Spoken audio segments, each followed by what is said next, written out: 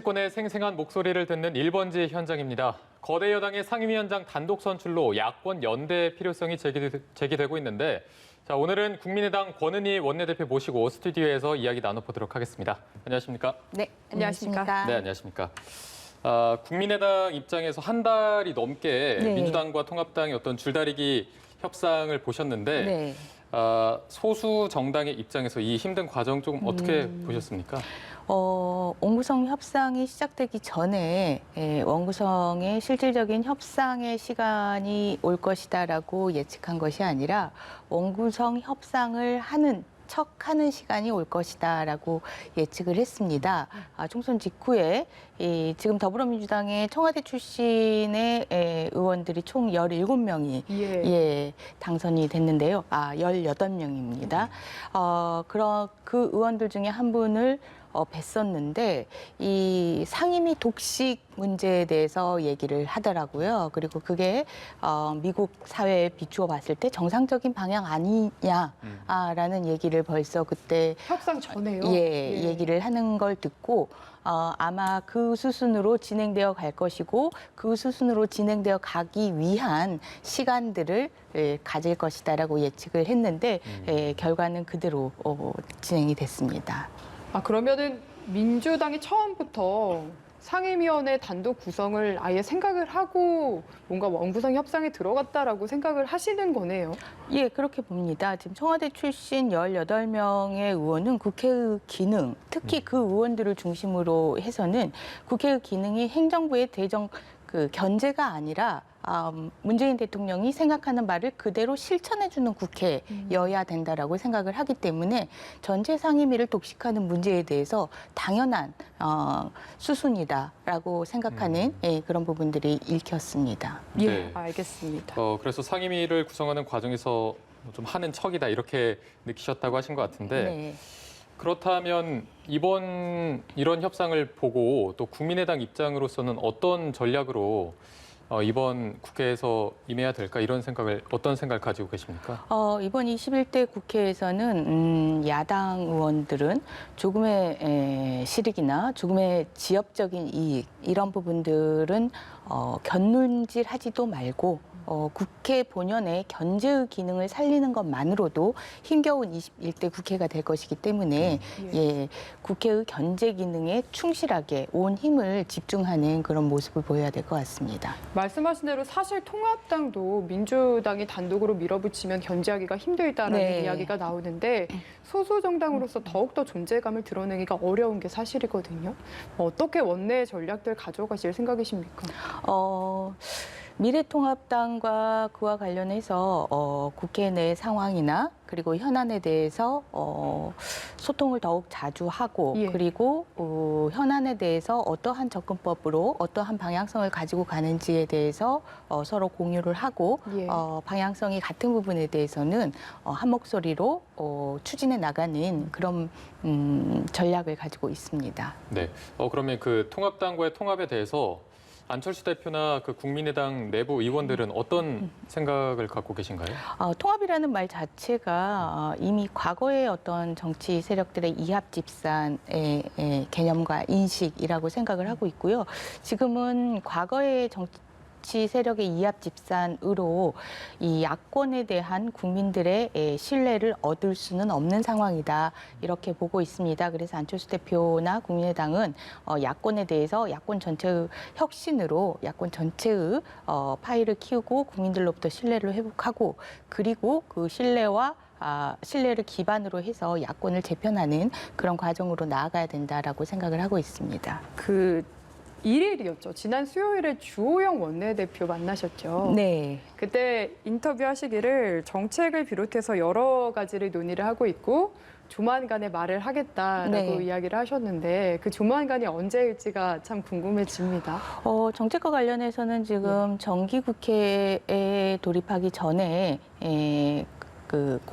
공유된 내용으로 함께 펼쳐나갈 부분들에 대해서 국민들께 얘기할 수 있는 시간을 갖지 않을까라고 예측을 하고 있고요. 그러한 정책적인 이 연대 부분을 통해서 또 야권의 혁신 하는 모습을 통해서 그리고 야권의 재편의 길로 나가지 않을까 예측을 합니다. 근데 주호영 원내대표한테도 들어보니까 뭐 논의하고 있는 게 한두 개가 아니다 이렇게 또 얘기를 하셨더라고요. 네, 지금 현안이 너무 많습니다. 윤미향 의원의 정의연의 회계 불투명성의 문제, 그리고 지금 또 국회에서 문제되고 있는 이 남북관계의 문제, 이런 부분들, 이런 현안들이 너무 많기 때문에 이런 현안들을 가지고 서로 소통하는 그런 시간들을 가지고 있습니다. 혹시 뭐 공개해 주실 수 있는 내용 같은 게 있을까요? 주호영 원내대표와 이야기한 내용 중에 같이 뭐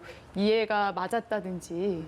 가장 최근에 지금 그 안철수 국민의당의 대표가 제안했고, 그리고 미래통합당이 당론으로 받은 이 윤석열 검찰총장 탄압금지 및 추미애 법무부 장관의 공정한 직무수행을 촉구하는 결의안 같은 부분도 지금 현 정부의 윤석열 총장에 대한 탄압 부분이 정치적인 탄압이고 그리고 청와대로부터 여당에 이르는 이 전열을 가다듬은 그러한 공격이다라는 부분에 대해서 인식을 같이 하고 그에 대해서 공동으로 대응을 해서 검찰의 독립성을 유지시켜 나가야 되겠다라는 그런 뜻을 같이 했습니다. 네, 어쨌든 그 정책 공조 흐름은 계속해서 이어가고 있고 네. 야권의 어떤 연대 그리고 야권의 재편까지 바라보고 계신 입장이신 것 같은데 최근에 국민의당 안철수 대표와 김종인 비대위원장이 좀 직접 회동 가능성에 대한 언급도 나와서 이 부분은 어떻게 보고 계신가요?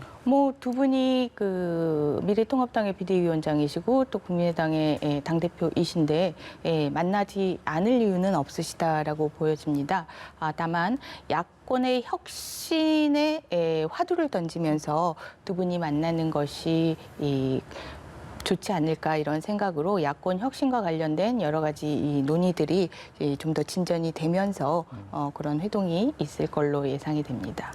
그 최근에 야권 대선 주자에 대한 관심도 높아지고 있잖아요. 근데 김종인 위원장이 특히 뭐 40대 기수론도 얘기했고 당 밖에서 꿈틀거리고 있는 대선 주자들이 있다라는 이야기도 했는데 정작 안철수 대표는 야권 대선 주자에 대해서 좀 회의적인 발언 같은 것도 해서 여기에 대해서는 어떻게 생각하시는지 궁금합니다. 지금 안철수 대표는 야권의 혁신이 충분하지 않고 충분하지 않은 상태에서 국민들로부터 신뢰와 지지를 아직 충분히 끌어내지 못한 상황이라고 판단을 하고 있는 것 같고 그렇기 때문에 야권 전체의 혁신에 좀 더 매진해야 되는 시간이다 이렇게 판단을 하고 있는 것 같습니다. 네, 지금은 뭐 혁신을 해야 하는 시기다라고 보시고 계신데 그렇다면 다음 대선에서 2022년이잖아요. 네. 야권에서 대선을 가져올 가능성 좀 어느 정도로 보고 계십니까? 저는 매우 높게 보고 있습니다. 현재 문재인 정부와 추미애 법무부 장관이 보여주고 있는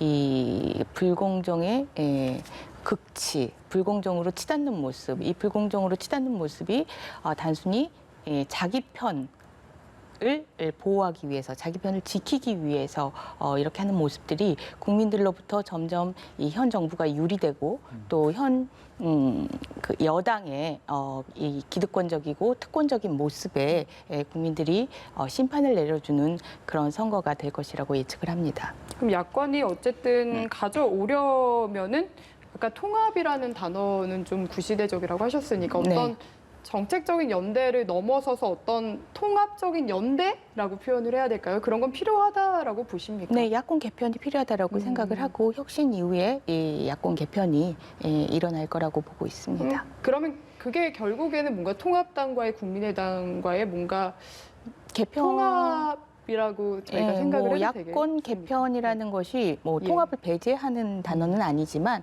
그렇다고 통합과 동일시되는 그런 개념도 아니고 보다 창의적이고 보다 다양한 방법으로 야권 개편이 일어날 수 있다라고 보고 있습니다. 네.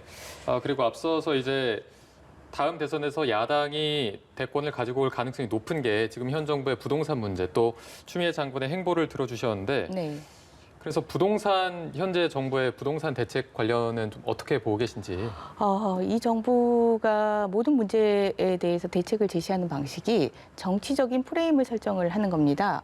조국 장관의 문제가 터졌을 때 불공정의 문제를, 특혜의 문제를 검찰개혁의 찬반의 프레임으로 전환을 시켰고, 예, 정의연의 회계 불투명성의 문제를 친일과 그리고 반일의 프레임으로 전환을 시켰습니다. 예. 부동산 문제 역시 이 투기꾼과 실소유자의 문제로 전환을 시켰는데, 사실 이렇게 광범위한 부동산에 대한 수요, 인프라가 갖춰져 있고 교육이 충분하고 교통이 편안한 곳에서 살고 싶고 그곳에서 아이를 키우고 싶은 일반 국민들의 이 수요를 투기 수요로 전부 몰아붙이면서 이 프레임을 설정을 하면서 공급하지 않는 이런 부동산 대책이 나왔는데요. 일반 국민들이 만족해하는 주거 환경을 만들면서 공급을 하면서 이 부동산 문제를 해결을 해 나가야 되는데, 그런 부분들에 대해서 실제 문제의 본질을 보지 않고 문제를 정치적인 프레임화시키는 이 문재인 정부의 모든 문제에 대한 해법의 그 수단이 이 부동산 정책에도 투영되는 상황에서 이런 부동산 문제가 발생을 했다라고 보고 있습니다. 네. 그리고 추미애 법무부 장관이 검언유착 의혹 사건에 대해서 지금 수사 지휘권을 발동한 상황이고, 네. 윤석열 총장이 어떻게 할지에 대해서 저희가 지금 계속 관심을 네. 갖고 있지 않습니까? 네. 그런데 법무부가 오늘 다시 입장을 냈습니다. 예. 검찰총장은 좌고우면하지 말고 지휘 상황을 신속히 이행하라. 어떻게 들으셨나요? 검찰총장은 사실 그 검찰 수사의 공정성을 확보하기 위한 제도를 활용을 해서 이 수사와 관련해서 공정하고 충분한 수사가 될 수 있도록 하겠다라는 취지의 지휘를 계속 해왔습니다. 수사 자문단도 그렇고요. 그리고 특임 검사. 또 그렇습니다. 하지만 추미애 법무부 장관은 일관되게 이 이성윤 중앙지검장의 수사만이 정당한 수사다라는 그런 불공정한 입장을 견지하면서 그 불공정성을 계속적으로 노출을 시켰고, 이에 대해서 대검의 그 검사들이 모여서 현재의 수사가 공정하게 진행이 되려면 특임 검사로 수사를 진행하는 것이 맞다라고 해서 이미 현재 진행되고 있는 수사의 공정성에 대해서 잠정적인 판단을 내린 것입니다. 그렇기 때문에 사실 이 판단이 중요한 것이지 이후에 윤석열 검찰총장이 어떠한 결론을 내리는지는 본질적인 그런 문제는 아니라고 보고 있습니다. 네. 그래도 아직 그 윤석열 총장이 공식적인 답변을 내놓지 않고 있거든요. 네. 이후에 답변이 어떤 본질은 아니다라고 하셨지만 네. 어떤 답변을 좀 예상하시고 어떤 답변을 해야 된다고 보시는지. 어떤 답변을 하건 사실 저는 지금 현재의 이성윤 중앙지검장이 지휘하는 수사가 불공정하다라는 것이 중요하지 어떤 답변이 의미가 있다라고 보고 있지는 않은데, 다만 윤석열 검찰총장이 추구하는 검찰의 중립성과 독립성을 표방하기 위해서 또 국민들에게 알리기 위해서는 특임 검사를 그 대검 회의 결과 도출한 의견을 법무부 장관에게 제시를 하는 것이 어떨까 하고 생각합니다. 네. 이 추미애 장관의 지금 행동과 관련해서 통합당에서 청와대 배우설을 제기를 했고, 네. 법무부에서 굉장히 불쾌감을 표현을 했거든요. 이 배우설에 대한 생각은 좀 어떠십니까? 공감을 하는 부분이 있으신지 궁금하거든요. 추미애 법무부 장관도 임명직인데, 예. 임명직이 이렇게 그 검찰총장과 각을 세우면서 연일 보도에 나오면서 국민들에게 불안한 모습을 보여주는 것은 청와대의 암묵적인 승인, 동의가 있지 않으면 불가능한 시스템이라고 생각을 하고, 그 부분에 대해서는 배우설에 대해서는 충분히 근거 있는 의혹 제기라고 생각을 하고, 법무부는 불쾌하지 말고 그런 의혹이 제기된 행동을 한 것에 대해서 다시 한번 성찰하시기 바랍니다. 알겠습니다. 네, 알겠습니다. 오늘 저희 말씀은 여기까지 듣도록 하겠습니다. 오늘 1번지 현장 국민의당 권은희 원내대표와 함께했습니다. 오늘 고맙습니다. 네, 감사합니다.